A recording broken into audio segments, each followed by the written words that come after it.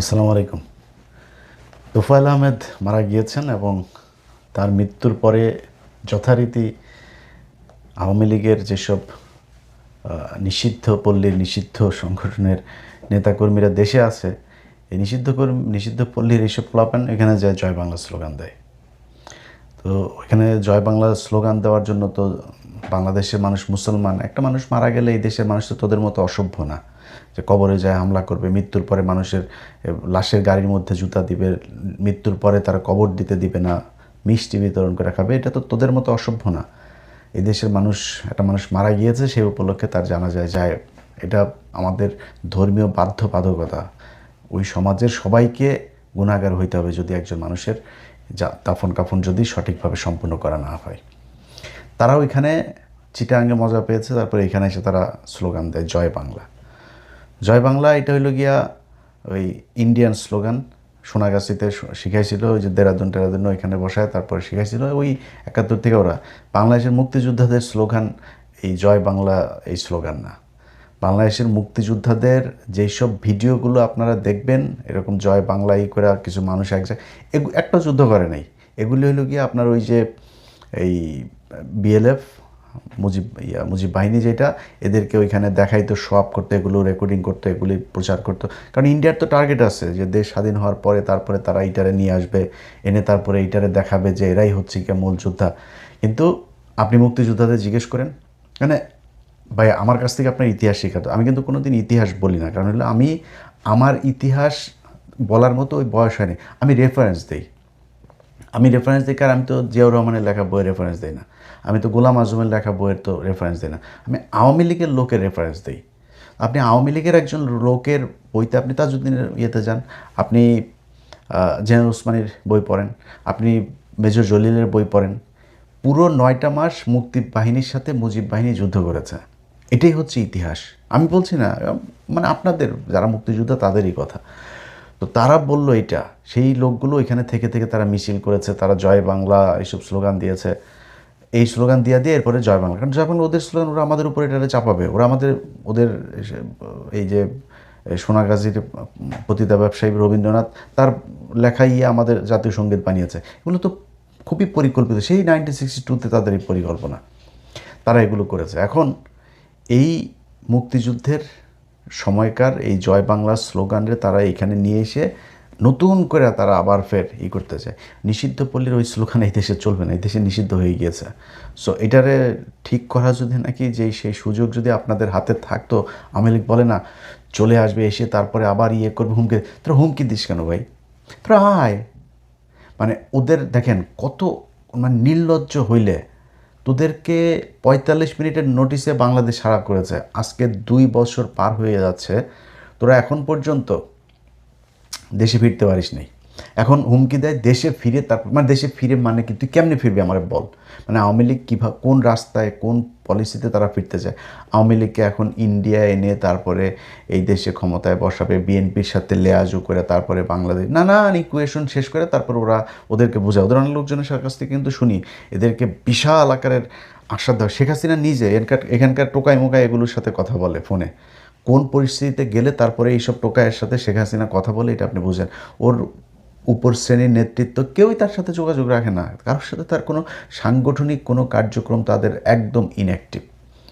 সেই জায়গায় দাঁড়িয়ে তিনি এদেরকে দিয়ে করায়, আসবে টাসবে এগুলো বলায়। হ্যাঁ, আবার বড় বড় লোকজনও কিন্তু আছে, তারাও বিশ্বাস করেছে যে হ্যাঁ শেখ হাসিনা আবার, তাদেরকে বলে তারপরে একটু ইন্সপায়ার করে রাখে যে আমরা আসতেছি। কারণ আসতেছি এটার কয়েকটা রাস্তা, একটা ইন্ডিয়া এসে তারপরে সোজা বসায় দিয়ে যাবে আমাদের দেশের সাথে যুদ্ধ করে কয়েক লক্ষ মানুষরা মেরে টেরে, তারপরে আরেকটা বিএনপির সাথে খুব ভালোভাবে আতাত করে হাতে পায়ে ধরে চাপা টাইপা তারপরে আপনি করবেন। তো মানে ইদার ওয়ে আপনি ধরলাম আপনি আসলেন, আচ্ছা আসার পরে মানে এটা কি দাঁড়াইলো? মানে আপনি কি মানে ব্যাটাগিরি দেখায় তারপরে আসলেন? আপনি হাত পা চাইপা ধরে তারপরে এই দেশে আসলেন, তো আপনার পৌরসত্বটা কোথায়? আপনারা সেই 15ই আগস্টে মুজিবের বিচিতে চাপ দিয়ে মারছে না, এরপরে কি করেছেন? কিছুই করেন নাই, লাশ দেখতে পর্যন্ত যান নাই। যে মুস্তাক মারার পরিকল্পনা করে সেই মুস্তাক দয়া করে লাশটা দেখতে গিয়েছেন, তো দাফনই হয় না তোদের। 570 দিয়ে তোরা গোসল করাইছিস, এটা তো ইতিহাসের অংশ রে ভাই, এটা আমার লেখা বই না, আমার মুখের কথা না, এটা এটা প্রতিষ্ঠিত সত্য। এই দেশে মানুষ মিষ্টি বিতরণ করে খেয়েছে, মানে খুশিতে মানুষের এমন অবস্থা হয়েছিল। এবং সে তোদের আওয়ামী লীগের লোক, ওই সময় তো দেশে অন্য কোনো দল ছিল না, তোদের লোকে খেয়েছে এগুলো। এখন এগুলোর পরে যায় তারপরে ধরলাম ওই দিন তারা বলল যে আমরা ওই সময় আমাদের খুব খারাপ অবস্থা ছিল, সেই দিন আর আসবে না, এখন আওয়ামী লীগকে ইয়ে করতে বলিস, আওয়ামী লীগের গায়ে হাত দিতে বলিস। এই গত 15 বছর কিন্তু ওরা এই কথাগুলো বলেছে, এখন আসিস শেখ পরিবারের গায়ে হাত দিতে। বিলা কুসকুস টু ছায়া মায়া পেন্টিমেন্টি সব খুলা থুয়া দৌড় দিয়েছে তোদের নেত্রী, লাগেজে করে খালি ডলার যে কটা পেরেছে ওই কটা নিয়ে খালি হেলিকপ্টারে চলে 45 মিনিটের নোটিসে এই দেশের মানুষ পাশার মধ্যে ওই মুজিবের যে আঙ্গুল যেটা দাঁড় করায় রাখে না, ওইটা ঢুকাই দিয়ে তারপরে তোরা করছে, সরাই দিছে। তো সেই তোরা এখন আবার ফের হুমকি দিস আসবে, চলে আসবে। তোদের তো আসার ক্ষমতা নেই, তোদের আসার ক্ষমতা হলে এখন আয়, চলে আয়, দেখি তোরা বাংলাদেশে দেখি কী করতে পারিস। তোরা অপেক্ষায় আসিস, আসলে আবার হলে কিছু একটা হলে তারপরে তারা হুমকি দেয় তোরা এই করবি, তোরা এই করবি, সেই করবি। আর বেটা এটা তো এই দেশে মানুষ প্রতিষ্ঠিত করে ফেলছে যে তোরা পারিস না, তোরা হিজড়া, পুলিশ ছাড়া এই দেশে তোরা কিছু করতে পারিস না। তোর বাপের বাড়ি, যে বাড়িতে তোর বাপের বিচিতে চাপ দিয়ে মারা হয়েছে, সে বাড়ি ভেঙে দিচ্ছে বাংলাদেশের মানুষ। আর কবে, আর কি, আর কিছু বাকি আছে? তোরা এবার আসবি, ধর পাতে পায়ে ধরে। সেটা তো পৌরুষত্ব হইল না, বীরত্ব হইল না। তো এইসব ফাঁকা বুলি টুলি দিয়ে লাভ আছে? কুত্তার মতো সারা দুনিয়ায় ঘেউ ঘেউ করবি, এইভাবেই তোদের সারা জীবন কাটবে। তোদের বাংলাদেশে ভালোভাবে রাজনীতি করার সেই সুযোগ আমি যতটুকু আমার কানেকশন আছে, যতটুকু বিএনপি জামাতের লোকজনের কাছ থেকে সরকারের সাথে যতটুকু সম্পর্ক আছে, যতটুকু জানি, তোদের এই দেশে রাজনৈতিক ভবিষ্যৎ অন্ধকার। এখন তোফায়েলের কথায় আসি। ওইখানে যায় তারা জয় বাংলা স্লোগান দিয়া এই কিছু লোকজন যখন কিছু টাকা পয়সা টয়সা দেয়, এগুলো একটা উত্তেজনা তৈরি করে, একটা ঘোলা করার চেষ্টা করে। সেই মুডে তো বর্তমান সরকার নাই, বর্তমান সরকারের পিছনে কোনো বিরোধী দল নাই, বিএনপি জামাত মিলে তারপরে দেশ চালাচ্ছে। কোনো প্যারা নাই বিএনপির, যত সমস্যা হোক বিএনপির কোনো প্যারা নেই। অনেকে বলে বিএনপি কি থাকতে পারে, বিএনপি থাকতে পারবে না কেন? বিএনপির কি জামাত কি সরাই দেবে? বিএনপির বিরুদ্ধে জামাতের কোনো আন্দোলন করবে? ইসলামী ব্যাংক নিয়ে এত সমস্যা করছে, তারপরেও জামাত ইসলামের রাজনীতি এখন শুধু আওয়ামী লীগ ঠেকাইতে হবে, জামাতের আর কোনো রাজনীতি নেই। জামাতে ওই জায়গাতে বিএনপির সাথে যা প্রয়োজন হয় সেভাবে চলবে। সো তোদের ভবিষ্যৎ অন্ধকার। এখন তোফায়েলের মারা যাওয়ার পরে কিছু সুশীল মুশিল হাবিজাবি তারা আপনার করছে, এইটারে দিয়ে একটু বোঝানোর চেষ্টা করছে তোফায়েল ছিল। কিছু কিছু পত্রিকার আবার নিউজ করেছে এক মহামানবের বিদায়, ইতিহাসের অংশ শেষ হয়ে গেল, এই সেই শেখ মুজিবের সাথে একসাথে হুং মারামারি করতো, সে আরেকজন চলে গেল, এই ধরনের নানান কথাবার্তা এগুলো বলে। মানে ওরে নিয়ে কিচ্ছু বলা যাবে না। প্রথম কথা হলো মৃত মানুষকে নিয়ে কিছু বলাই যাবে না। তাই যদি হতো তাহলে কোরআনে এতবার ফেরাউনের নাম আসতো না। আল্লাহ, এটা তো প্রি প্ল্যান, ফেরাউনের লাশ যে এখানে রেখে দেবে, এটা তো আল্লাহর পূর্ব পরিকল্পনা অনুযায়ী সেটা করা হয়েছে। তাহলে তার লাশ রেখে দিত না। লাশ রাখা তো মানে আমাদের ধর্মীয় নিয়মকানুন অনুযায়ী আল্লাহ তো মৃত্যুর পরে তার একটা দাফনের ব্যবস্থা করেছেন, মানে কি করতে হবে একদম সুনির্দিষ্টভাবে নীতিমালা দিয়ে দিয়েছেন। এইভাবে মৃত্যুর পরে খুব দ্রুত তাকে এইভাবে করতে হবে, পরিষ্কার করতে হবে, পবিত্র করে তারপরে এইভাবে কাপড় পেঁচাইতে হবে, সব শিখিয়ে দিয়েছে। ফেরাউনের ক্ষেত্রে কেন ওইখানে রাখলো? এই পরিকল্পনা আল্লাহ কেন করলেন? যদি মৃত্যু মানুষের ব্যাপারে কিছুই বলা না যায়, তারপরেও আমরা মানে এই মানবিক কারণে থাকি। কবরে যায় হামলা করছিস তোরা, তোদের মুখে আবার এখন মানবতার কথা বলিস। সালাউদ্দিন কাদের চৌধুরী কি করছিল তোদের? এমন কোনো মানুষ খুন করেছে না কিছু করেছে? কোথায়? তার কবরটাতে পড়ে তার ছেলে এখনও পর্যন্ত তোদের ব্যাপারে খুব সহনশীল কথাবার্তা বলে। 32 ভাঙার পরে এই সালাউদ্দিন কাদের চৌধুরীর ছেলে তিনি করেছেন, বক্তব্য দিয়েছেন গণমাধ্যমে যে উনি 32 নম্বরের এটার সাথে এইটাতে উনি একমত না। এটার নাম হচ্ছে মানবতা। ওদের কাছ থেকে ভদ্রতার শিক্ষায় তোরা, ওর বাপের কবরে তোরা হামলা করছিস, ও তোদের ব্যাপারে এই বক্তব্য দেয়। এটার নামই মানবতা, এটার নাম বিএনপি, এটার নাম জামাত, এটার নাম বাংলাদেশের মানুষ। তোরা মানুষ না, তোরা আওয়ামী লীগ। এই জন্য এইভাবে করছিস। তো এখন আমি আপনাদেরকে কিছু জিনিস যে তোফায়েলের ব্যাপারে প্রথমেই ওরটা দিয়ে ওরে একটা জিনিসই করে আমি কালকে থেকে কিছু ভিডিও টিডিও ঘাটলাম। খালেদা জিয়া, ধরেন বিএনপির অনেক মানুষ আবার অনেক এই অমানবিক আছে, মানবিক আছে, অমানবিক না।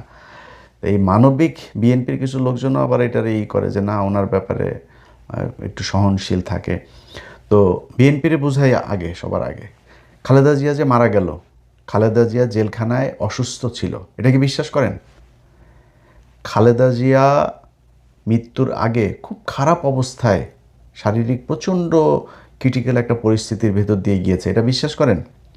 যদি বিশ্বাস করেন, আসেন তোফায়েল সাহেবের একটা বক্তব্য শুনি, তিনি খালেদা জিয়ার ব্যাপারে কি বলেছিলেন। এখন আমার মনে হচ্ছে ব্যক্তিগতভাবে যে খালেদা জিয়া সম্পূর্ণ সুস্থ। কারণ তিনি যদি অসুস্থই হতেন তাহলে একটা বিশেষায়িত হাসপাতাল বঙ্গবন্ধু মেডিকেল বিশ্ববিদ্যালয়ে তিনি ভর্তি হবেন না কেন?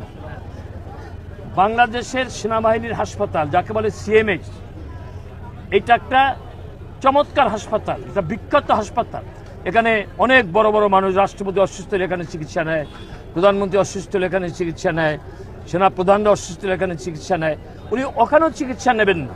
তার মানে যদি একজন মানুষ যদি অসুস্থ হতো তাহলে তিনি যে কোনো হাসপাতালে চিকিৎসা নিতে যেতেন। কিন্তু একটা হাসপাতালের জন্য কেন? কারণ এটার কারণ আছে একটা, কারণ ওই হাসপাতালে হয়তোবা তার পছন্দ কোনো ডাক্তার আছে, তিনি বলে দেবেন যে বিদেশ ছাড়া তার চিকিৎসা হবে না, সুতরাং বিদেশে নেবার জন্য যে একটা পায়তারা। এটা হচ্ছে তোফায়েলের মানবিকতা, বুঝছেন না? খালেদা জিয়ার মতো 80 বছরের একজন বৃদ্ধা মহিলা, যিনি জীবনে কোনোদিন প্রতিহিংসার রাজনীতি করেন নাই, এরকম একজন নারী, প্রচণ্ড দেশপ্রেমিক, প্রচণ্ড ভারত বিরোধী একজন মানুষ, তার এইভাবে তুচ্ছ তাচ্ছিল্য করে এই তোফায়েল কথা বলেছে।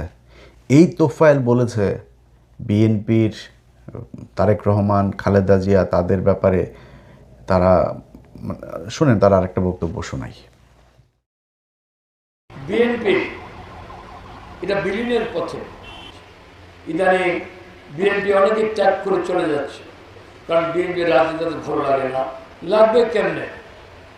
বিএনপির চেয়ারপারসন খালেদা জিয়া দুর্নীতি মামলার আসামি, তার পরিবর্তন করেছে একজনকে বিদেশে থাকে, খুন মামলায় যার যাবজ্জীবন সাজা হয়েছে। একটা খুনিকে দলের ভারপ্রাপ্ত প্রধান করে মানুষ কি এত বোকা? এরকম আরও অনেকগুলো বক্তব্য আছে। এই বক্তব্যগুলো আপনারা ইউটিউবে সার্চ দিয়ে দিয়ে শুনে নিন, আমি 2-4টারে একটু শোনাইলাম। এটা এই শুধু শেষ সময়ের কথা যে তা না, এই তোফায়েল তার জীবনের একদম যৌবন থেকে শুরু করে আজকে পর্যন্ত সম্পূর্ণ পা থেকে মাথা পর্যন্ত পাপে ভরপুর। খুন, হত্যা, ধর্ষণ, এমন কোনো অপরাধ করে নাই। তারে বলা হয় সে মুক্তিযুদ্ধের নাকি সংগঠক। মুক্তিযুদ্ধে তোফায়েল কোন সেক্টরে যুদ্ধ করেছেন? কত নম্বর সেক্টরে যোদ্ধা ছিলেন তিনি? এই পালের রাজনীতি আর আমাদের শিখায়েন না। যদি মনে করেন যে তোফায়েল, ধরলাম আপনাদের কথা অনুযায়ী তোফায়েল মুক্তিযোদ্ধা, তোফায়েলের যুদ্ধ সত্যি কথা, তোফায়েল যা বলে সেটাই যুদ্ধ, মুক্তিযুদ্ধের বিশাল সংগঠক, ইতিহাসের অংশ, মুক্তিযুদ্ধের অংশ, যাকে যে না হলে বাংলাদেশ নাকি অসম্পূর্ণ থেকে যেত বাংলাদেশের স্বাধীনতা, এরকম পত্রিকায় হেডলাইনও করেছে। তো সে জিয়াউর রহমান সম্পর্কে কি বলেছে শোনেন একটু। জিয়াউর রহমানের নামে একটা লোক আছে, আমি তোফায়েল আহমদ জানতাম না। আমরা যখন 1969-এ গণ অভ্যুত্থান করি তখন জিয়াউর রহমানের নামও ছিল, এবং বঙ্গবন্ধু যখন 26শে মার্চ স্বাধীনতা ঘোষণা করেন তখন জিয়াউর রহমানের কোনো মানুষ আমরা জানতাম না। আমি যদি বলি যে জিয়াউর রহমান যদি চট্টগ্রামে না থেকে যদি পাকিস্তানে থাকতো অথবা ঢাকা থাকতো, তিনি পাকিস্তানের পক্ষ অবলম্বন করতেন, কারণ তিনি স্বাধীনতা বিশ্বাসী ছিলেন না। তার বড় প্রমাণ, সংবিধানকে তিনি তছনছ করেছেন রাষ্ট্রীয় ক্ষমতা দখল করে, 4টি মূলনীতিকে তছনছ করেছেন। আমরা যারা সেকুলার রাজনীতি করেছি, অসাম্প্রদায়িক রাজনীতি, সেখানে সাম্প্রদায়িকতা এনে ধর্মভিত্তিক রাজনীতি নিষিদ্ধ ছিল, সেটাকে তিনি চালু করেছেন। সুতরাং তিনি মুক্তিযোদ্ধা ছিলেন না, ঘোষণাটা প্রশ্ন ওঠে। এইটাই হচ্ছে গিয়ে তোফায়েল। এখন ওদের কাছ থেকে ইতিহাস যদি আপনি শুনেন তাহলে একরকম শুনবেন, বাস্তব ইতিহাস শুনবেন আরেক রকম। বাস্তব কথা যেটা, সেটা হলো এই তোফায়েল সহ যত আওয়ামী লীগের মুক্তিযোদ্ধা আছে, যেগুলো এই সনদপ্রাপ্ত মুক্তিযোদ্ধা, ভুয়া হোক জেনুইন হোক, যতগুলো আওয়ামী লীগের পক্ষে আছে সবগুলো হলো জাউরা। এই জাউরাদের, এদের জন্মেরও ঠিক নাই, এরা যুদ্ধও করে নাই, এদের দেশের প্রতিও কোনো মায়া নেই। কেন বলছি শুনেন। কারণ তোফায়েল বাংলাদেশটা স্বাধীন হইল, এই রক্ষী বাহিনী গঠনের পেছনে তার বিশাল ভূমিকা ছিল। রক্ষী বাহিনী কী ছিল? রকিব ভাই, আপনার মানে কারোর কথা আমি ইতিহাস নিয়ে কথা বলতে গেলে খুব সাবধানে কথা বলি। আমি এটার রেফারেন্সটা যাতে এমন কিছু না হয় যেটার পার্শিয়াল মনে হয়, কারোর বিএনপির খুব বিরোধী কট্টর সমালোচক এরকম কোনো, আওয়ামী লীগের খুব সমালোচক এরকম কোনো মানুষ এর বক্তব্য, বই, এগুলো আমি চাই না করতে। রক্ষী বাহিনীর আপনি উইকিপিডিয়াটাই দেখেন, খালি উইকিপিডিয়ার একদম আপনি ইয়েটা দেখেন যে এটা এখানকার ইয়েটা দেখেন।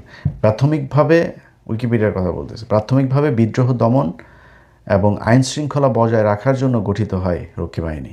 পরে এই বাহিনী রাজনৈতিক হত্যার সহ মানবাধিকার অপব্যবহারের অসংখ্য অভিযোগ, যেমন গুম, গোলাগুলি এবং ধর্ষণের সাথে জড়িত হয়ে পড়ে। এটিকে সশস্ত্র শাখা হিসেবে দেখা যায় এবং এটি শেখ মুজিবুর রহমানের প্রতি আনুগত্যের শপথ গ্রহণ করে। এই বাহিনীকে অনেক শিক্ষাবিদ এবং সাংবাদিক যেমন গোলাম মুর্শিদ নিন্দা করে, কারণ তিনি এই বাহিনীকে গেস্টাপোর সাথে তুলনা করেছিলেন। অ্যান্থনি মাস্কারেয়ান্স আপনার করছে যে কি বলে, নাৎসি বাহিনীর এই বাদামি শার্টের ধোঁকা, মানে বলেছেন যে এই রক্ষী বাহিনীর ধোঁকা নাৎসির বাদামি শার্টের ধোঁকা থেকে সামান্যই আলাদা। হিউম্যান রাইটস ওয়াচ বলেছেন যে জাতীয় রক্ষী বাহিনী কর্তৃক সংঘবদ্ধ সংস্থাগত সহিংসতা দায় মুক্তির সংস্কৃতি প্রতিষ্ঠা করেছিল, যার সাহায্যে স্বাধীন বাংলাদেশের নিরাপত্তা বাহিনী মানবাধিকারের অপব্যবহারের অব্যাহত রাখে। তবে আওয়ামীপন্থী সমালোচকরা এই অভিযোগ নাকচ করে। এই অ্যান্থনি আপনার মাস্কারেনহাসের ওর বই, আরও অনেকগুলো বই আছে, ওই বইগুলো পড়লে শেখ মুজিবের কত জাউরা ছিল শেখ মুজিব এবং ওর আশপাশের এগুলো আরও জানতে পারবেন। যাই হোক, রক্ষী বাহিনীর এই বিষয়গুলো এটা আন্তর্জাতিকভাবে স্বীকৃত যে শেখ মুজিব তার বাহিনী দিয়ে এইভাবে মানুষকে ধর্ষণ করিয়েছেন, হত্যা করিয়েছেন, দেশে দুর্ভিক্ষ লাগিয়েছেন, নিজের লোকজনের দিয়া তারপরে আপনার রিলিফের মাল চুরি করিয়েছেন। এগুলো একদম দিনের মতো সারা পৃথিবীব্যাপী এটা আপনার কি বলে প্রতিষ্ঠিত একটা সত্য। তো এই তোফায়েল এই রক্ষী বাহিনীর একটা বিশাল মানে বড় তার ভূমিকা ছিল এটা গঠনে, এবং সারা বাংলাদেশে এই রক্ষী বাহিনীর সাথে যত হত্যা, গুম, খুন, ধর্ষণ যা হয়েছে তার পেছনে এই তোফায়েলের সমর্থন ছিল।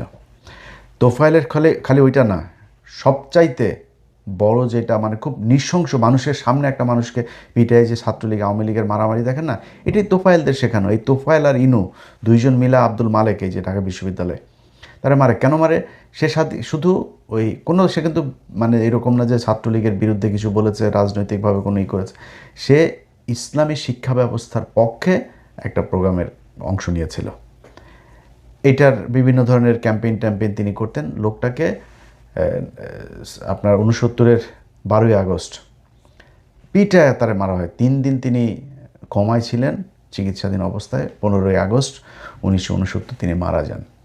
এই তোফায়েল এবং ইনু, এটাও আপনি যাবেন, উইকিপিডিয়ায় যাবেন, আব্দুল মালেক, ছাত্রনেতা আব্দুল মালেক হত্যা বা এরকম কিছু একটা লিখে উইকিপিডিয়ায় সার্চ দিলে এখানে দেখবেন একদম উইকিপিডিয়ায় এটার সাক্ষী আছে যে ওখানে লেখা আছে তোফায়েল এবং ইনুর নেতৃত্বে একদল বাম উগ্র ছাত্ররা পিটিয়ে তাকে হত্যা করে।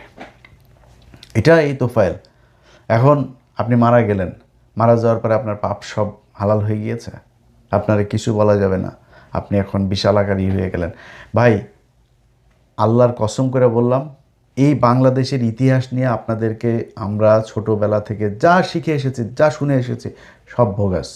এইটারে বিক্রি করে তারপরে খাওয়া হয়।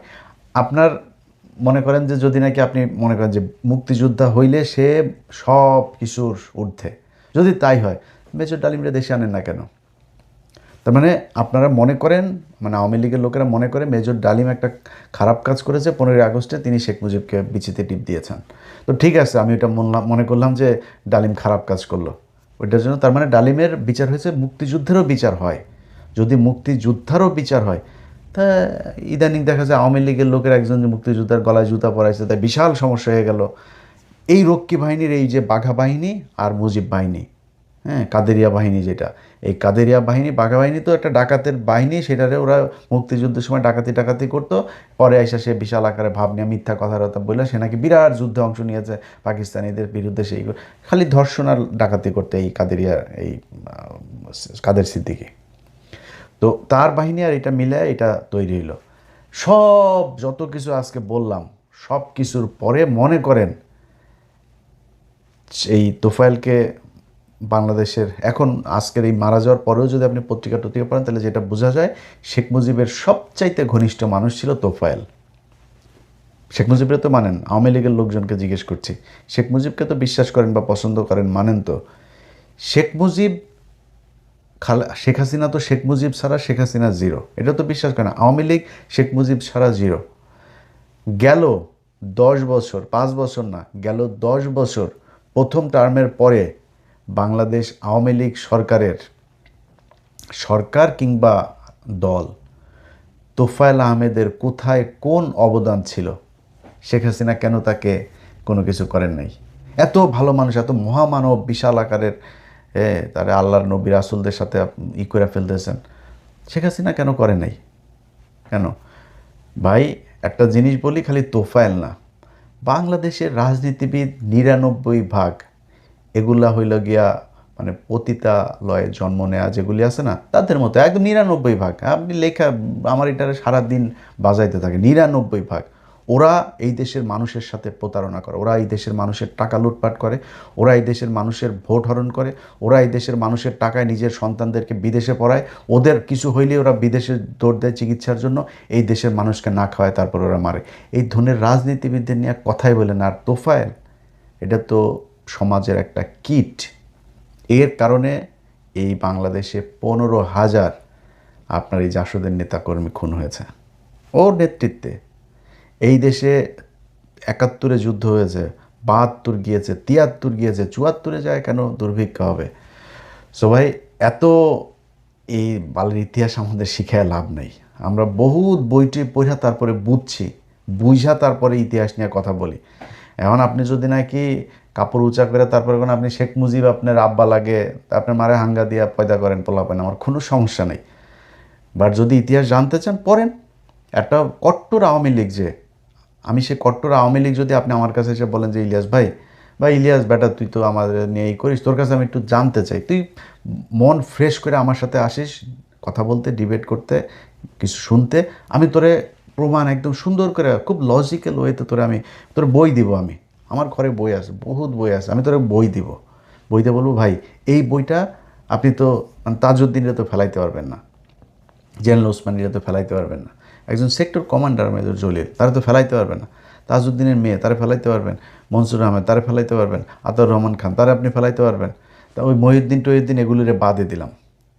তো এগুলিরে বইগুলি পড়েন, 2-1টা বই আপনারা দিব। স্বাধীনতার দলিলপত্র আপনাদের সময় লেখা, স্বাধীনতার দলিলপত্রের 15টা খণ্ড আছে। এই খণ্ড আমি সবগুলো আনতেন, আমার এখানে 3টা অনেক মোটা মোটা, তো আমি 3টা খণ্ড এনেছি, আবার বাকিগুলো এখন আনা হয় নাই। তো আমার এখান থেকে আপনারা 1টা খণ্ড দিব। 1 খণ্ড পড়লে অনেক কিছু বুঝতে পারবেন, খুব বেশি দরকার নেই। বিশেষ করে 3য় খণ্ডটা পড়েন, ওটা খুব গুরুত্বপূর্ণ। হ্যাঁ, একটু মোটা, অনেক মোটা, কোরআন শরীফের মতো এত মোটা, তো একটু সময় লাগবে। বাট পড়েন যদি আসলে আপনার জানতে ইচ্ছা করে সত্যটা, মানে মৃত্যুর আগ পর্যন্ত আপনি মানুষ না হয়ে আওয়ামী লীগ হয়ে মারা যাবেন, তাকে মানুষের তো ইচ্ছা করে না। যদি ইচ্ছা করে তাহলে একটু পড়াশোনা করেন, 2-1টা বই পড়লেই বুঝতে পারবেন যে আসলে শেখ মুজিব কত বড় জাউরা ছিল, আর ওর মেয়ে যে কত জাউরা এটা তো আমরা এখন দেখলামই।